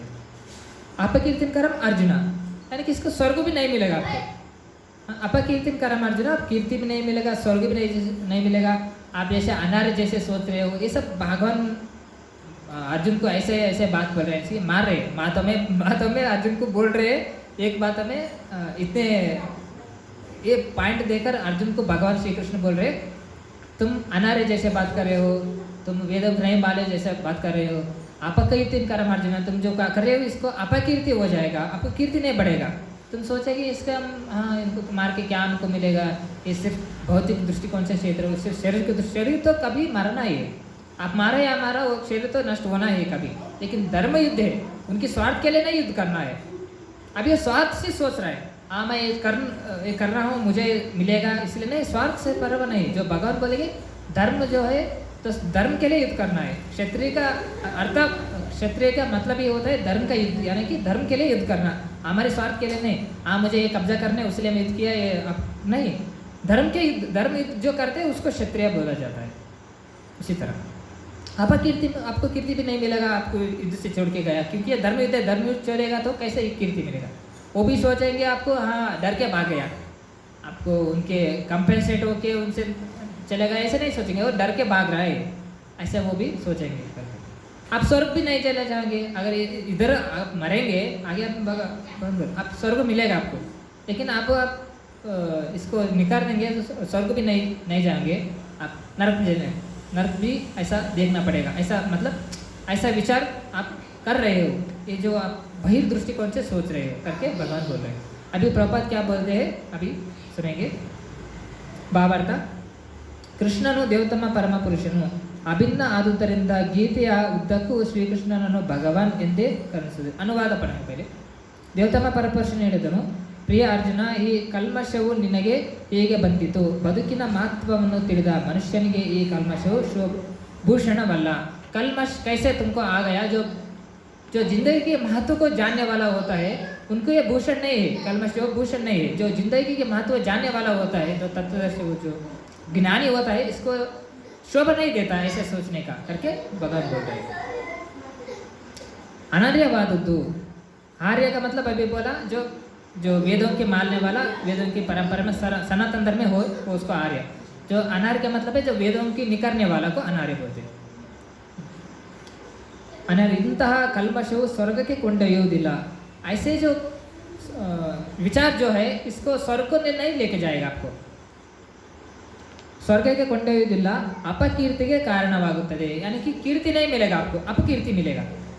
यानी कि आपको कीर्ति भी नहीं मिलेगा। यश कीर्ति जो आता है ना, जो इनका यश हो कीर्ति हो, मैं विक्टोरी किया, इसका आपको लाभ नहीं मिलेगा, आपको अपकीर्ति आएगा करके भगवान बोले। भावार्ಥ, ಕೃಷ್ಣನು ದೇವತಮ ಪರಮಪುರುಷನು, ಅಭಿನ್ನ ಆದುದರಿಂದ ಗೀತೆಯ ಉದ್ದಕ್ಕೂ ಕೃಷ್ಣನು ಭಗವಾನ್ ಎಂದೇ ಕರೆಯಲಾಗಿದೆ. ಭಗವಾನನನ್ನು ಪರಮಸತ್ಯದಲ್ಲಿ ಅಂತಿಮ ಪರಮಸತ್ಯದ ಸಾಕ್ಷಾತ್ಕಾರವು ತಿಳುವಳಿಕೆಯ ಮೂರು ಅಸ್ತಿತ್ವದಲ್ಲಿ ಅವ್ಯವಸ್ಥೆಯಲ್ಲಿ ಬರುತ್ತದೆ. ಈ ಮೂರು ಅವ್ಯವಸ್ಥೆಗಳೆಂದರೆ ಬ್ರಹ್ಮನ್ ಅಥವಾ ನಿರಾಕಾರವಾದ ಕರ್ತವ್ಯ ಸರ್ವವ್ಯಾಪಿಯಾದ ಆತ್ಮ ಪರಮಾತ್ಮ, ಅಥವಾ ಎಲ್ಲ ಜೀವಿಗಳ ಹೃದಯದಲ್ಲಿ ನೆಲೆಸಿರುವ ಅಂತರ್ಯಾಮಿಯಾದ ಪರಮಾತ್ಮ ಆತ್ಮ, ಮೂರನೆಯದಾಗಿ ಭಗವಾನ್ ಅಥವಾ ದೇವತಮ ಪರಮಪುರುಷ ಶ್ರೀಕೃಷ್ಣ. ಈಗ ಶ್ರೀಮದ್ ಭಾಗವತದಲ್ಲಿ 1.2.11 ಪರಮ ಸತ್ಯದ ಈ ಕಲ್ಪನೆಯನ್ನು ಹೀಗೆ ವಿವರಿಸಿದೆ. ಇದರಿಗೆ आता है श्रीमद् भागवत महापुराण। इसमें भगवान का 3 फीचर आता है, ब्रह्मन, परमात्मा और भगवान। इसमें इस श्लोक में बताया गया कौन ब्रह्मन कैसा है, भगवान परम सत्य कौन सा है, भगवान कौन है, इसमें बताया गया है। वो श्लोक में बोलते हैं 1.2. फर्स्ट कैंटो श्रीमद् भागवतम में 1.2.11 में वदन्ति तत्विदस्तत्वं वदन्ति तत्विदस्तत्वं यज्ञानमद्वयं ब्रह्मेति परमात्मेति भगवानिति शब्द्यते। इसमें श्लोक अर्थ है, ಪರಮ ಸತ್ಯನನ್ನು ಸಾಕ್ಷಾತ್ಕಾರ ಮಾಡಿಕೊಳ್ಳುವವನಿಗೆ ತಿಳುವಳಿಕೆಯ 3 ಅವಸ್ಥೆಗಳಲ್ಲಿ ಪರಮ ಸತ್ಯದ ಅರಿವಾಗುತ್ತದೆ. ಈ 3 ಬಗೆಯ ಪರಮ ಸತ್ಯದ ಈ ಅವಸ್ಥೆಯಲ್ಲಿ ಬ್ರಹ್ಮನ್, ಪರಮಾತ್ಮ ಮತ್ತು ಭಗವಾನ್ ಎಂದು ಕರೆಯಲಾಗುತ್ತದೆ. ಈ 3 ದೈವಿ ಮುಖಗಳನ್ನು ಸೂರ್ಯನ ಸದೃಶದಿಂದ ವಿವರಿಸಬಹುದು. ಸೂರ್ಯನಿಗೂ 3 ಲಕ್ಷಣಗಳು, ಸೂರ್ಯನ ಪ್ರಕಾಶ, ಸೂರ್ಯನ ಮೇಲ್ಮೈ ಮತ್ತು ಸೂರ್ಯಗ್ರಹ. ಸೂರ್ಯಪ್ರಕಾಶವನ್ನು ಅಧ್ಯಯನ ಮಾಡುವವನು ಪ್ರಾರಂಭ ಘಟ್ಟದಲ್ಲಿ ವಿದ್ಯಾರ್ಥಿ, ಸೂರ್ಯನ ಮೇಲ್ಮೈಯನ್ನು ಅರ್ಥ ಮಾಡಿಕೊಳ್ಳುವವನು ಇನ್ನೂ ಮುಂದಕ್ಕೆ ಹೋಗಿದ್ದಾನೆ, ಸೂರ್ಯಗ್ರಹವನ್ನು ಪ್ರವೇಶಿಸಬಲ್ಲವನು ಅಂತಹ ಪ್ರಬುದ್ಧನಾದವನು. कन्नड़ा किसको समझ में आता है? सब हिंदी है ना, तो अभी कन्नड़ा पढ़ूंगा तो सब ठीक है, हिंदी ठीक है। अभी इसको कन्नड़ा कंप्लीट करके मैं हिंदी में समझाऊंगा। ओके,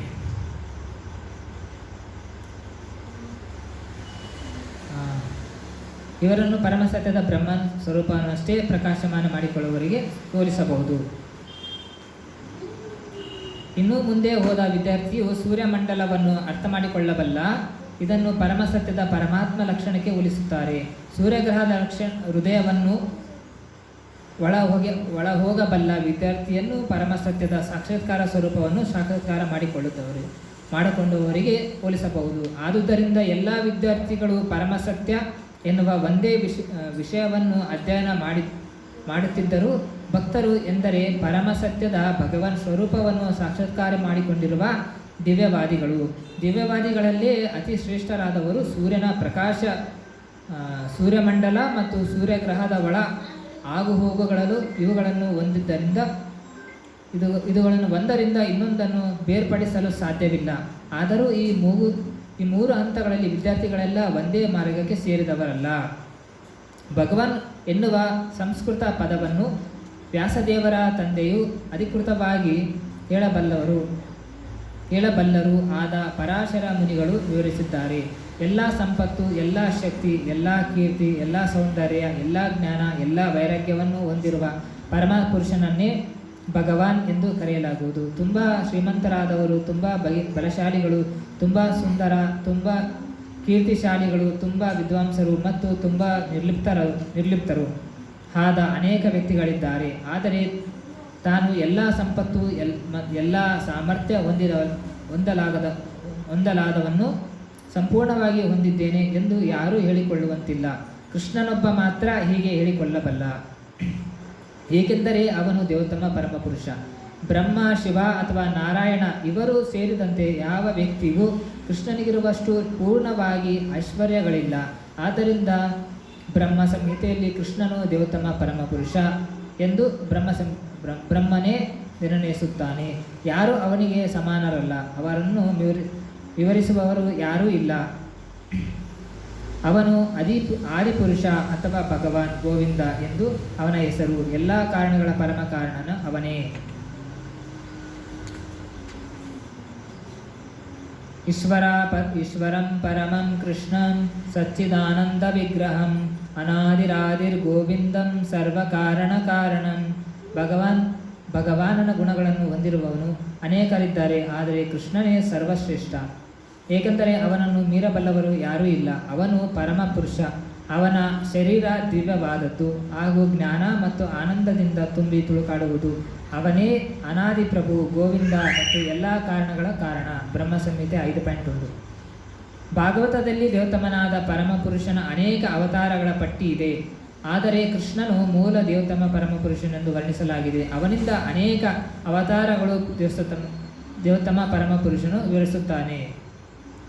ಏತೈಷಾಂಶ ಕಲಾಪುಂಶಂ ಕೃಷ್ಣಸ್ತು ಭಗವಾನ್ ಸ್ವಯಂ ಇಂದ್ರಿಯಾರಿ ವ್ಯಾಕುಲಂ ಲೋಕಂ ಹೃದಯಂತೆ ಯುಗೆ ಯುಗೆ. ಇಲ್ಲಿ ಕೊಟ್ಟಿರುವ ದೇವೋತ್ತಮನ ಅವತಾರಗಳೆಲ್ಲ ಪರಮ ಪ್ರಭುವಿನ ಶ್ವಾಸಂ ವಿಸ್ತರಣೆಗಳು ಅಥವಾ ಅಂತಹ ಶ್ವಾಸಂ ವಿಸ್ತರಣೆಗಳ ಅಂಶ. ಆದರೆ ಕೃಷ್ಣನು ಸ್ವಯಂ ದೇವೋತ್ತಮ ಪರಮಪುರುಷ. ಭಾಗವತ 1.3.28. ಆದ್ದರಿಂದ ಕೃಷ್ಣನು ಮೂಲ ದೇವೋತ್ತಮ ಪರಮಪುರುಷ. ಅವನೇ ಪರಮ ಸತ್ಯ. ಪರಮಾತ್ಮನ ಈ ನಿರಾಕಾರ ಬ್ರಹ್ಮ ಮೂಲವು ಅವನೇ. ದೇವೋತ್ತಮ ಪರಮಪುರುಷನ ಸನ್ನಿಧಿಯಲ್ಲಿ ತನ್ನ ಬಂಧುಗಳಿಗಾಗಿ ಅರ್ಜುನನು ದುಃಖಿಸುವುದು ಅನುಸೂಚಿತವಾದದ್ದು. ಆದುದರಿಂದ ಕೃಷ್ಣನು ಕುತಂ ಎಲ್ಲಿಂದ ಎನ್ನುವ ಪದವನ್ನು ಬಳಸಿ ತನ್ನ ಆಶ್ಚರ್ಯವನ್ನು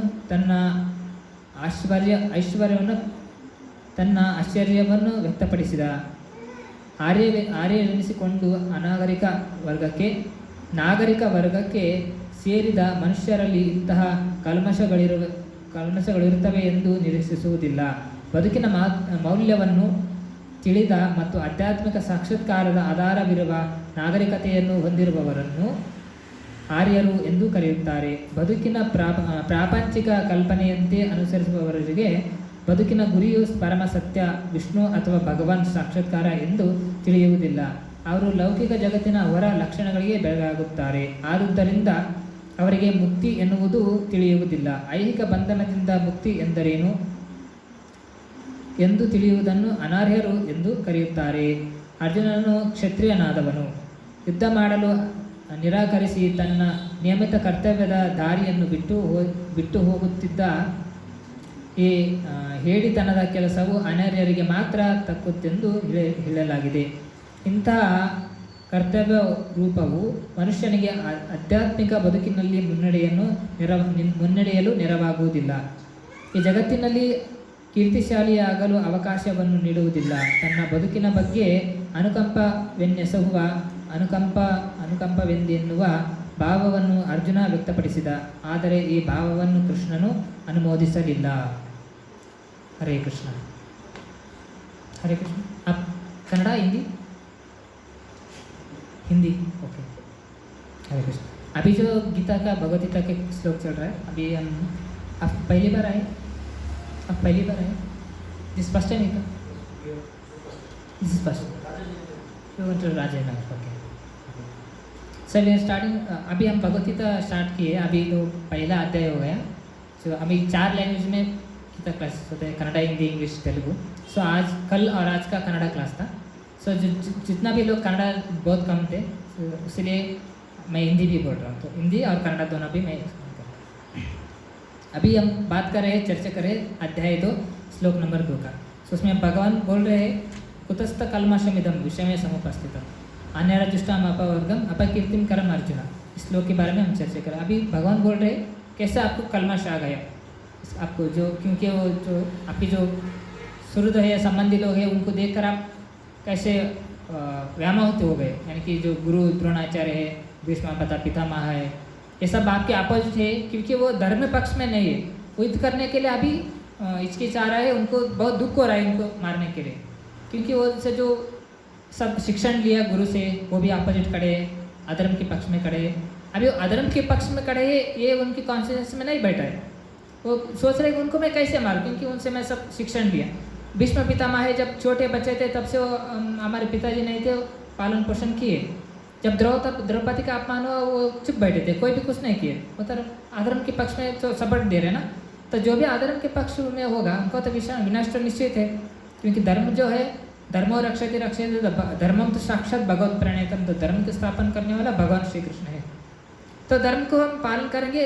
मनुष्य में तो वही इंपॉर्टेंट है. आहार निद्रा भय मैथुन सामान्य में तो पशु बेरे ना धर्मे ही देशो अधिको विशेषो. धर्म ही विशेष है, बहुत ही इंपॉर्टेंट है मनुष्य जन्म में. तो धर्मे नहीं ना पशु समान. हम धर्म फॉलो नहीं करेंगे तो पशु के सामने हम केवल आहार निद्रा में meeting, sleeping, meeting, eating, defending, उसी में भी वही बात को हम अर्जुन भगवान बोल रहे हैं. अभी उनको शोकाग्रस्त हो गए अर्जुन. सब उनकी बिल उसका गांडीव साइड में रखकर अभी शोकाग्रस्त होकर बैठ गया. मैं युद्ध नहीं करूँगा, क्या करना चाहिए करके. इसके लिए मधुसूदन को बोल रहा है मैं क्या करना है. इसलिए भगवान बोल रहे हैं अभी आपको कैसे आपको ये कलमश आ गया तुम्हारे हृदय में, तुम्हारे मन में. अपकीर्ति में इस कलमश आपको अपकीर्ति में चले जाए. अपकीर्ति मिलेगा आपको, कीर्ति नहीं मिलेगी, आप स्वर्ग भी नहीं मिलेगा. आप कैसे विचारधारा सोच रहे हैं. कुतस्थ कलमशम कैसे आ गए आपको ये कुतस्थ कलमशम आपके हृदय में. उसकी भगवान आप ही बोल रहे हैं. अगर श्रील प्रभुपाद महाराज समझा रहे भगवान श्री भगवान उवाचा करके आए. सो भगवान का मतलब क्या है. श्रीमद् भागवतम में भी दूसरे श्लोक के वदंती तत्विदस्तत्वम अद्वयम ब्रह्मेति परमात्मेति भगवान इति शब्दयते. ये श्लोक आया. ब्रह्मन, परमात्मा, भगवान, 3 फीचर से भगवान का. अभी आप लास्ट टाइम में सुने थे, प्रभु जी बोले. तो ब्रह्मन का मतलब क्या है. समस्त जो ब्रह्मांड है, इसको जो व्याकुल है उसको बोलते हैं ब्रह्मन. जो भी सब कुछ हम देख रहे हैं वो सब कुछ ब्रह्मन में है. देखिए भगवान का और एक फीचर है ब्रह्मन. परमात्मा स्वरूप में भगवान जो है सारी जीव जंतुओं के हृदय में स्थिर है. परमात्मा रूप के वो जो है उसके बोलते हैं परमात्मा. सारे जीव के हृदय में है भगवान परमात्मा के रूप के. वो है इसलिए हम जिंदा है, वो है इसलिए हम जीवन भी जिंदा है. अगर वो निकल गए. विष्णु का मतलब है विशते इति, यानी कि जो सारी सृष्टि करते हैं उसमें विशते इति, उसमें प्रवेश करते हैं जीवगण एग्जिस्ट करने के लिए, यानी कि उसको सत्व देने के लिए, उसको जीव का शक्ति देने के लिए. अगर उसमें वो विष्णु विषयता इति नहीं हुआ, मतलब भगवान विष्णु उसमें प्रवेश नहीं किए, वो जिंदा नहीं रहेगा. मतलब वो मूविंग नहीं रहेगा. जैसे कि मान लो अभी हमारे शरीर में जो है मैटर और स्पिरिट दोनों में यही अंतर है. तो मैटर का मतलब है डेड मैटर, जो जड़ है, जड़ वस्तु है. ये शरीर क्या है, जड़ वस्तु है. आत्मा ही इसलिए शरीर चल रहा है, फिर रहा है, क्योंकि आत्मा क्यों चल रहा है, क्योंकि परमात्मा है ना. इसलिए वो स्पिरिट, मैटर एंड स्पिरिट का नॉलेज. इसलिए भगवान बोल रहे हैं अभी मैटर एंड स्पिरिट को जान लो. अभी मैटर के बारे में सोच रहा है, लेकिन वो स्पिरिट के बारे में सोच रहा है, बारे में भी सोच रहा है ना. लेकिन वो अधर्म के बारे में है, तो धर्म के बारे में होता तो ठीक है, लेकिन वो अधर्म के पक्ष में है. भगवान कृष्ण क्यों अर्जुन के पक्ष में आए? क्योंकि धर्मिष्ठ है, धर्म रक्षित रक्षिता है। तो धर्म क्या, और जो धर्म जो पालन करेंगे उन धर्म की उनका रक्षा करेंगे। इसलिए उसी तरह अभी अर्जुन शोकग्रस्त हो गए, कन्फ्यूज हो गए, इसलिए वो मधु का राक्षस को हतन किया भगवान कृष्ण, मधुसूदन आगे उनका नाम। उसी तरह डाउट मधु का होता है, डाउट मधु का एक डेफिनेशन होता है ना, मधु राक्षस का इसका होता है सिग्निफिकेंस, सो डाउट है। इसी तरह मुझे डाउट हो गया, अभी क्या करना है, युद्ध करना है कि नहीं करना है, करना है तो कैसे उनको मारूं मैं, सब मेरे से संदर्भ लोग हैं, कैसे उनको मैं याद करना है, इसलिए अब मैं डाउट में हूँ, युद्ध करना है कि नहीं करना है, नहीं करना है कि करना है। इसलिए भगवान को जो मधु का राक्षस कैटव का मधु का अंत किए, उसी तरह मेरा जो डाउट है युद्ध करना है कि नहीं करना, मैं कन्फ्यूज हूँ, क्या करना चाहिए नहीं करना चाहिए, मैं बहुत ही विचलित हूँ मन से, मैं बहुत ही दुखित हूँ, कैसे मैं इस दुखित परिस्थिति से, विचलित परिस्थिति से मैं कैसे हैंडल कर रहा हूँ मैं इसको। इसलिए भगवान की शरण ले लिए, क्या करना चाहिए, मधु के राक्षस को आज किए, इसलिए मैं इसको अभी समझाऊँ। इसलिए भगवान अभी बोल रहे, अभी भगवान बात करेंगे। अभी भगवान का शब्द का अर्थ अभी प्रभुपाद यहाँ पर एक्सप्लेन दे रहे, 3 फ्यूचर का भगवान का। अभी मैं बोला ब्रह्मन, यानी कि सर्वम कल्विदम ब्रह्मन, अभी उपनिषदों में आता है, बोलते सब कुछ ब्रह्मन है, सब कुछ ब्रह्मांड के में ही है। एक फ्यूचर है ब्रह्मन का, ब्रह्मन परमात्मा, परमात्मा भी बोलेगा, सबकी जीव के हृदय में परमात्मा रूप में भगवान है। और भगवान इति शब्द है, भगवान यानी कि भगवान साक्षात भगवान श्री कृष्ण, ये देश अंश कला पुंश कृष्णस्तु भगवान स्वयं, अभी भागवतम में भी आता है। यानी कि जो भगवान श्री कृष्ण है उनका अल्टीमेट सोर्स है, यानी कि भगवान कृष्ण का ही सारे फ्यूचर है। अभी प्रभुपाद यहाँ पर एग्जाम्पल दिए सूर्य का सूर्यमंडल है, सूर्य का किरण है, सूर्य का जो तेजस किरण है, सूर्य का मंडल का जो अधिपति देवता है सूर्यदेव है, विवस्वान है। इसी तरह एक्सपेंशन हम देख रहे हैं। यहाँ पर प्रभुपाद क्या बोल रहे, अभी जो सूर्यमंडल ಪರಮ ಸತ್ಯವನ್ನು ಸಾಕ್ಷಾತ್ಕಾರ ಮಾಡಿಕೊಳ್ಳುವವನಿಗೆ ತಿಳುವಳಿಕೆಯ 3 ವ್ಯವಸ್ಥೆಗಳು, ಬ್ರಹ್ಮನ್ ಪರಮಾತ್ಮ ಭಗವಾನ್ 3 ವ್ಯವಸ್ಥೆಯಲ್ಲಿ ಸೂರ್ಯನ ಸದೃಶದಿಂದ ವಿವರಿಸಬಹುದು। ಸೂರ್ಯನಿಂದ 3 ಲಕ್ಷಣಗಳಿದೆ, ಸೂರ್ಯ ಪ್ರಕಾಶ, ಸೂರ್ಯನ ಮೇಲ್ಮೈ, सूर्य प्रकाश का मतलब सूर्य का प्रकाश है, सूर्य मेलमय का मतलब सूर्य के जो किरण है, तो सूर्य मंडल में जो होता है सूर्य विवस्वान देवता उधर, तो वो सब है। तो इसी तरह जो ब्रह्मांड में जो है, तो जो भगवान श्री कृष्ण जो है उसका अल्टीमेट सोर्स है। भगवान कृष्ण से ही, अभी सूर्य से ही सूर्य का प्रकाश आएगा, सूर्यमंडल से ही सब कुछ प्रकाश है। तो सूर्यमंडल का कौन चला रहा है, सूर्यमंडल को सूर्य देवता चला रहे, विवस्वान मनोवे प्राह, भगवान ने बोलते हैं विवस्वान को मैंने ज्ञान दिया। इसी तरह सूर्यमंडल है और सूर्य प्रकाश है, सूर्य प्रकाश सूर्यमंडल मतलब सूर्य ग्रह, सूर्य का जो ग्रह है वो सब एग्जाम्पल लेके प्रभा समझा रहे, ऐसे ब्रह्मन परमात्मा भगवान के फीचर को। इसी तरह ब्रह्मन तेजस जो है, एफल्जेंस है, जो लाइट जो है उसको बोलते हैं ब्रह्मन। वो सारे जीव, हम जो जीव जो है, जीव का जो आध्यात्मिक कण है उसको बोलते हैं ब्रह्मन। ठीक है, वो आध्यात्मिक तत्व जो है सब जगह, जो आध्यात्मिक सा जो तत्व विचार, जो आध्यात्मिक का जो जीव जंतु जो है सबको उनको भी बोलते हैं ब्रह्मन। ब्रह्म में हम सब ब्रह्मन है। तो पर ब्रह्मन का मतलब भगवान श्री कृष्ण है। ब्रह्मन परमात्मा का मतलब सारे जीव हृदय के जो परमात्मा सबके भगवान सब जानने वाले, सर्वगता है, सर्वगता सर्वज्ञ है, यानी कि सब कुछ जानने वाले, सब जगह विस्तार, सभी जीव जंतु के हृदय में स्थापित होने वाले ब्रह्म भगवान है, परमात्मा है। और भगवान साक्षात भगवान श्री कृष्ण है, इनका ही सारे फ्यूचर है। यानी कि 3 फ्यूचर भी भगवान का ही है, लेकिन भगवान से अलग भी नहीं है, ऐसा है। क्योंकि ये स्पिरिचुअल मैथमेटिक्स का, स्पिरिचुअल नॉलेज को हम समझना बहुत ही मुश्किल है। तीनों भी वही है, लेकिन तीनों एक ही है। इसको बोलते हैं अचिंत्य वेद तत्व। अभी हम तत्व सिद्धांत को देखेंगे, अभी हम सोचेंगे अभी बहुत अलग अलग तरह के तत्व सिद्धांत है। अभी रामानुजाचार्य है, मध्वाचार्य है, और बहुत सारे आचार्य जी है, निम्बड़का आचार्य, विष्णु स्वामी। अभी मध्वाचार्य जो है वो बताए फिलोसफी, यानी कि तत्व सिद्धांत, वो बोलते हैं द्वितीय का मतलब है आत्मा और परम, जीवात्मा, ईश्वर और जीवी, और विभु और अणु, दोनों 2 है।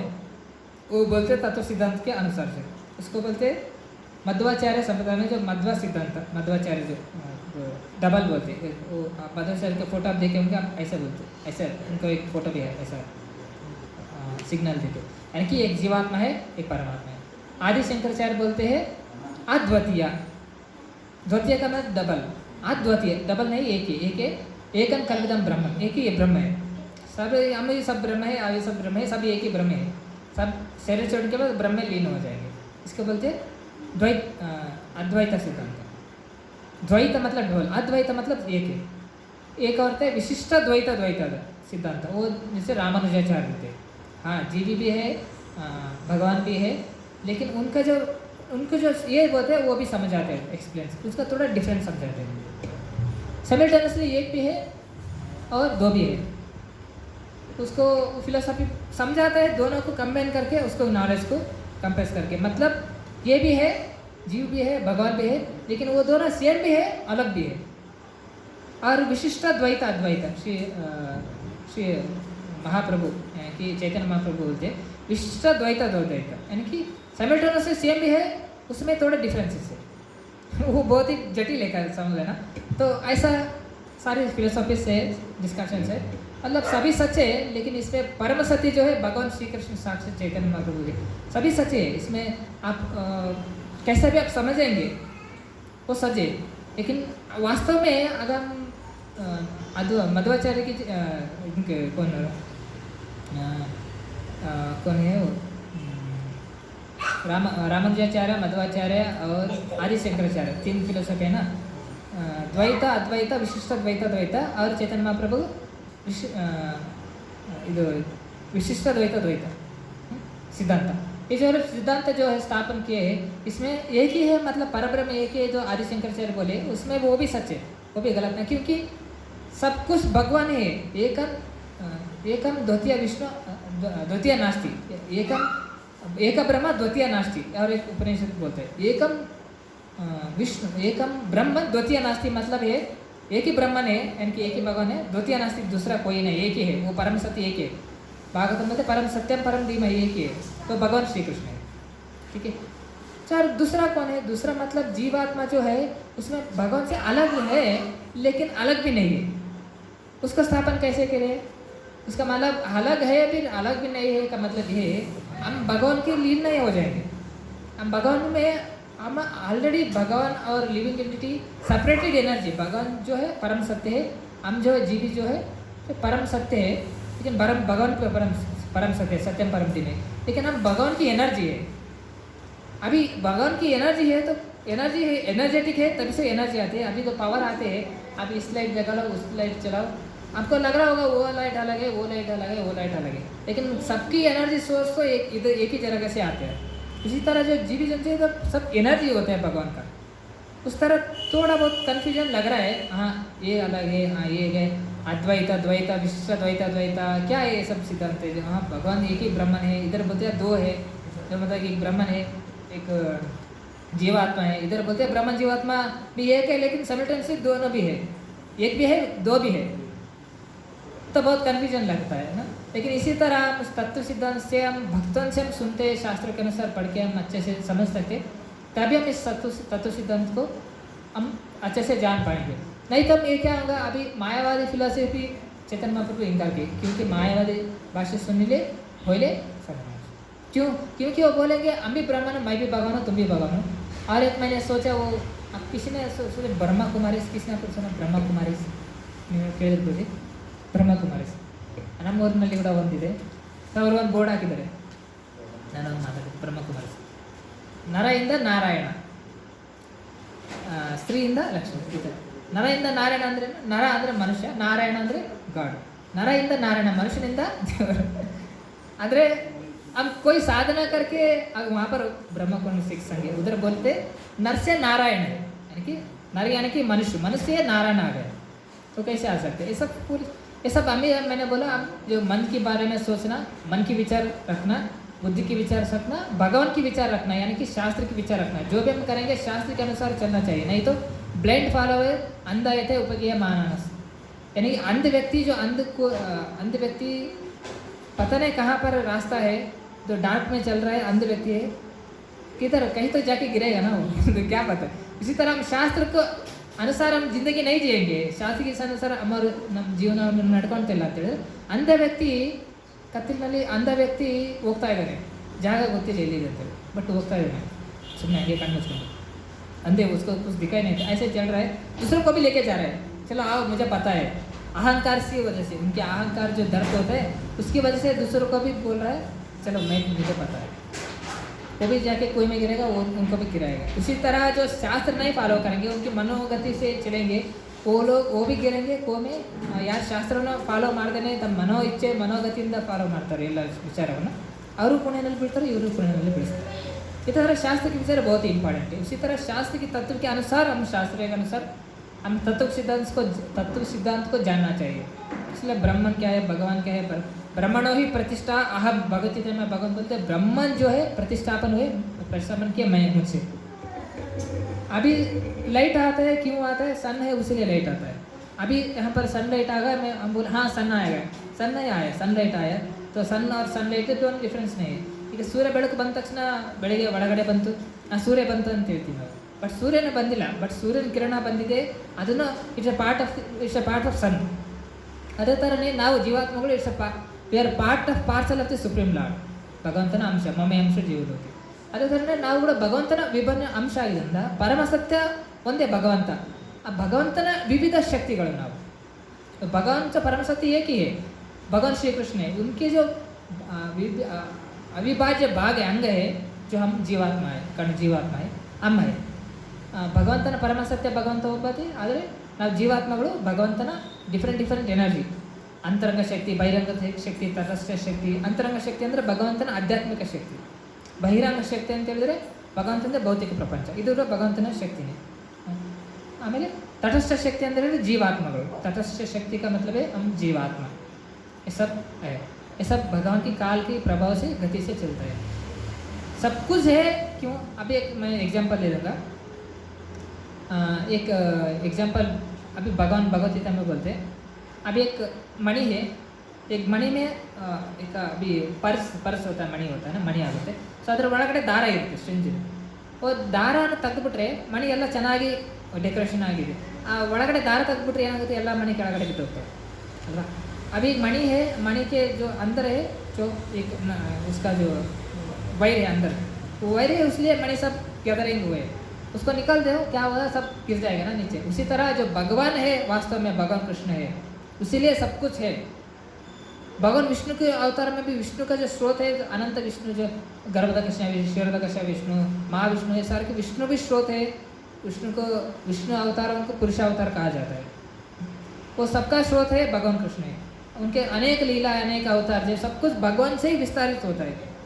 ऐतिहासिक अंश कला पुरुषम, सारे कृष्ण के अंश कला अवतार विस्तार होते हैं भगवान कृष्ण से, वो सब कुछ चलन वलन करते हैं, सब कुछ विश्व के इसी वो विषयता इति मतलब विष्णु की भी एक्सपेंशन कृष्ण से आता है, वो भी सभी ब्रह्मांड में प्रवेश कर कर उसकी चलन वलन करता है। हमारे हृदय में भी परमात्मा के रूप में भी चलन वलन करता है, हमके शरीर को प्रवेश करके, अगर वो चले गए तो शरीर क्या हो जाएगा, नष्ट हो जाएगा। उसके वास्तव में वास्तविक सत्य, परम सत्य भगवान कृष्ण एक ही है, इसलिए बोलते हैं एकम ब्रह्म द्वितीय नास्ति, यानी कि एक ही परब्रह्म है, द्वितीय दूसरा कोई नहीं है।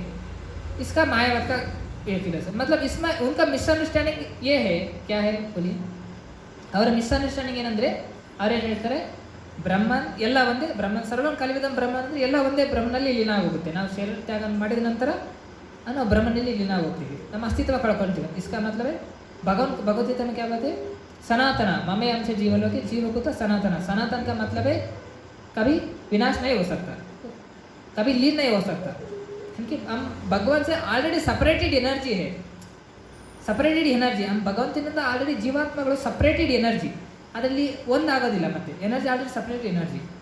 ಸೊ ನಾವು ಭಗವಂತನ ಸಪ್ರೇಟೆಡ್ ಎನರ್ಜಿ ಅಂದರೆ ನಮ್ಮ ವಾಸ್ತವಿಕವಾಗಿ ಸನಾತನ ಅಂದರೆ ಅರ್ಥನೇ cannot be energy, cannot be created, cannot be destroyed ಅಲ್ವಾ, ಸೈನ್ಸ್ ಕೂಡ ಹೇಳುತ್ತೆ।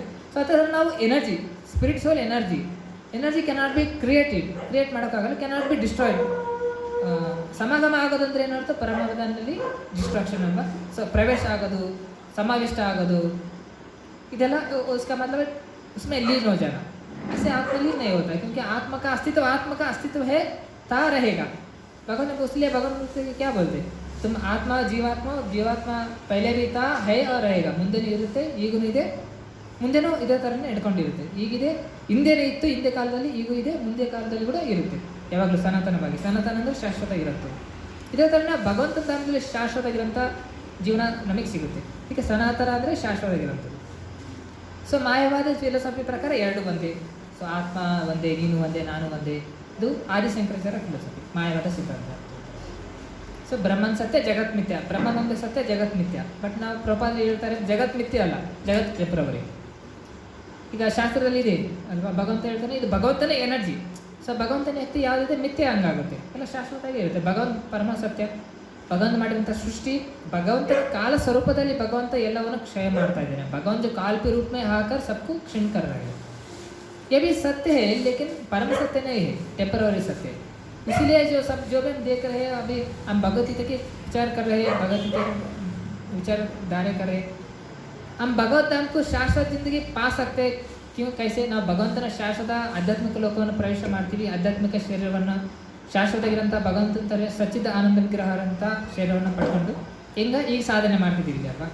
ಇದು ಬ್ರಹ್ಮನ್ ಸತ್ಯ, ಜಗತ್ ಮಿಥ್ಯ. ಇದು ಮಿಥ್ಯ, ಇದು ಮಿಥ್ಯ ಅಂತ ಹೇಳೋದಾದರೆ, ಇದು ಅಸತ್ಯ ಅನ್ನೋದು ಹೇಳಿದ್ರೆ, ನಾವಿಲ್ಲಿ ಭಗವಂತನ ಭಕ್ತಿ ಸಾಧನೆ ಮಾಡಿ, ಭಗವಂತ ನಾಮ ಜಪ ಮಾಡಿ ವಾಸ್ತವವಾಗಿರೋಂಥ ಸತ್ಯನ ಹೆಂಗೆ ಪಡ್ಕೊಳಕ್ಕೆ ಸಾಧ್ಯ? ಮಿಥ್ಯ ಆದರೆ ಎಲ್ಲ ಫಾಲ್ಸ್ ಅಲ್ವಾ.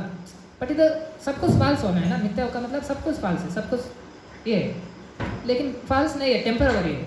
लेकिन यहाँ पर हम साधन करके, भगवान की नाम जप करके, भगवान की भक्ति करके हमारे गोल ऑफ लाइफ जो अंत है ना, जन्म लाभ परापुंस अंत्य नारायण स्मृति. हमारा मनुष्य जन्म का लक्ष्य यही है, गोल ऑफ लाइफ का यही. जन्म लाभ, हम लाभ कैसे पाएंगे? परापुंस अंत्य नारायण स्मृति, भगवान की नारायण को स्मरण करना. अंत्य काले से मामेव स्मरण मुक्त्वा कलेवरम. इसमें कोई डाउट नहीं करना चाहिए, भगवान बोलते. तो इसलिए क्या करेंगे? भगवान की मनमाना भाव, मत भक्त हो, भगवान की भक्ति करेंगे.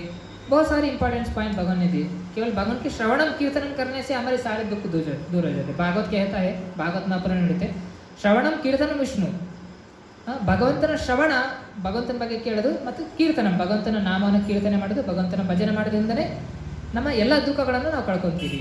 ಎಲ್ಲ ದುಃಖದಿರೋ ಪರಿಸ್ಥಿತಿಯಿಂದ ನಾವು ಹೊರಗಡೆ ಬರ್ತೀವಿ. ನಾವೆಲ್ಲ ದುಃಖವನ್ನು ಸಹನ ಮಾಡುವಂಥ ಶಯನಶೀಲ ಶಕ್ತಿ ಭಗವಂತ ಕೊಡ್ತಾನೆ. भगवान की श्रवण कीर्तन करने मात्र से भागवत कहता है हमारे सारे दुख दूर हो जाता है. हमारे सारी जो भी दुख आते हैं ना, उसको सहन के शक्ति भी आते हैं. वो सब जितना भी बड़े बड़े दुख हो, उनका मुझे छोटा लग जाता है. बहुत ही महत्वपूर्ण है. भगवान की भक्ति का महत्व बहुत ज़्यादा है. तो इसलिए हम भगवान को बारे में सुनना है, भगवान की कथा सुनना है, भगवान की नाम जप करना है. मनुष्य जन्म का जन्मावलाभ परापुंस का मतलब है यही है, अंत्य नारायण स्मृति करना है. मनुष्य जन्म का गोल ऑफ लाइफ है, ना कि हम पैसे करना, घर करना. ये तो टेम्पररी, जगत में टेम्पररी है तो हम कर रहे हैं. ओके. तो इंटेलिजेंट पर्सन जो होता है, जो बहुत ही बुद्धिमान व्यक्ति, वो करप्टेड बैंक अकाउंट, हमको पता है बैंक करप्ट होने वाला है, उसमें भी सारी हमारी ज़िंदगी का समय दे के कमा के उधर रख रहे हैं. वो करप्टेड बैंक है, यानी कि कभी वो नष्ट हो सकता है. इसी तरह यहाँ पर कर रहे हैं. ಬ್ಯಾಂಕ್ ಕರಪ್ಟ್ ಆಗುತ್ತೆ ಅಂತ ನಮ್ಗೆ ಗೊತ್ತು. ಬಟ್ ಆದರೂ ನಾವು ನಮ್ಮ ಇಡೀ ಜೀವನದಲ್ಲಿರೋಂಥ ಎಲ್ಲ ಸಮಯವನ್ನು ನಾವು ದುಡಿಯೋಕ್ಕಾಗಿ ಕೊಟ್ಟು ಆ ಟೆಂಪರರಿ ಆಗಿರೋಂಥ ಬ್ಯಾಂಕ್ ಮೇಲೆ ಡೆಪಾಸಿಟ್ ಮಾಡ್ತಾಯಿದ್ದೀವಿ. ಅದು ಗೊತ್ತು ನಮಗೆ ಕರೆಕ್ಟ್ ಆಗುತ್ತೆ, ಯಾವಾಗಲೂ ಒಂದು ಕ್ಷಣದಲ್ಲಿ ಎಲ್ಲ ನಷ್ಟ ಆಗೋಗುತ್ತೆ, ಅದು ಎಲ್ಲ ನಮಗೇನು ಕೈಗೆ ಹತ್ತೋದಿಲ್ಲ. इस तरह हम करें तो हम शाश्वत काल से शाश्वत डिपॉजिट रहने वाला कौन सा है? सब भगवान की भक्ति है. यही भगवान की भक्ति ही हमको इस भवसागर से दुखमय परिस्थिति से बचा सकते हैं. इसलिए हम भगवान के गुणगान करना है, भगवान की नाम जप करना है. इसलिए भागवत कहते हैं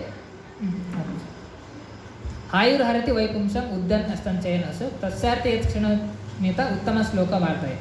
हमारे आयु को अर रहा है सूर्य उदय और अस्त होते. जब उत्तम श्लोक वार्ता यानी कि भगवान कृष्ण के उत्तम श्लोक वार्तालाप करेंगे, तभी हम हमारी ज़िंदगी का सही समय को सही से यूज़ करेंगे. समय को सही से, हमारे मनुष्य जन्म के मिले हुए समय को सही से यूज़ करेंगे. हाँ, हमारी ज़िंदगी जो भी हम काम करना है वो सब करना है, वो भी करना है, लेकिन भक्ति को भी समय देना है ना. यही यानी कि मनुष्य जन्म में यही इम्पॉर्टेंट है. सभी योनि में भागवत कहता है, सभी योनि में भी ऋषभदेव कहते हैं, ऋषभदेव सभी योनि में भी आहार निद्रा भी वो होता है.